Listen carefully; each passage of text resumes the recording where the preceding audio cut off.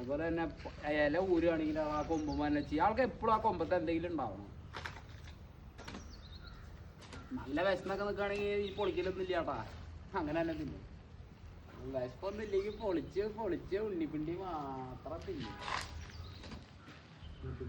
അതെ എൻ്റെ മുതലാളിയെ, നിങ്ങൾ 4 പണിക്കാരെ വെച്ചിട്ടുണ്ട് എന്നെ നോക്കാൻ. നിങ്ങൾ പണിയെടുക്കടാ.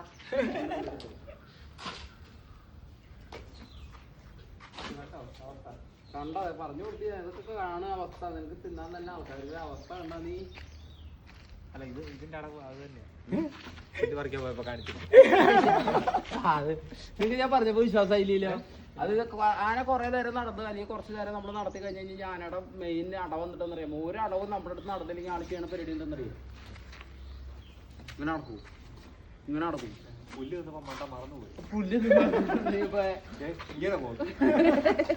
അയ്യോ അത് കഴിഞ്ഞിട്ട് കഴിഞ്ഞപ്പോ ഞാൻ നേരത്തെ ഇങ്ങനെയല്ലേ പറഞ്ഞേ, കാലും മടക്കി കഴിഞ്ഞാൽ പറഞ്ഞ അപ്പൻ്റെ കൂടെ കഴിയുമ്പോൾ ആള് കാര്യമുണ്ട്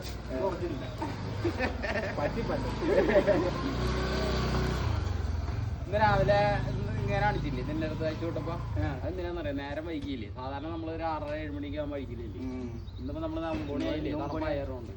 അപ്പൊ അതിനാണ് ആ ദേഷ്യം പ്രകടിപ്പിക്കുന്നത്. ഇങ്ങനെ എങ്ങനെ കാണിച്ചാലേ അങ്ങോട്ട് വന്ന് അവിടുന്ന് ഇങ്ങോട്ട് വരാതെ നടക്കില്ലല്ലോ. ഒരു കുഴപ്പമില്ല. അതാണ് ഞാൻ പറഞ്ഞത്, ഭയങ്കര കൂടായിപ്പനെ. ഇവിടുന്ന് അയച്ചുവിട്ടി അവിടെ വരെ കയറുന്നേരം അവിടത്തെ ഇങ്ങനെ പോണു. ഞാൻ നോക്കിയപ്പോ അത് കഴിഞ്ഞ എല്ലാം കഴിഞ്ഞ വലും കൊടുത്ത എല്ലാം കഴിഞ്ഞ് ഇവിടെ തുമ്പി കണ്ടപ്പോ ഓടിയാണ് വന്നത്. ഇങ്ങനെ ഒരു കുഴപ്പമില്ല.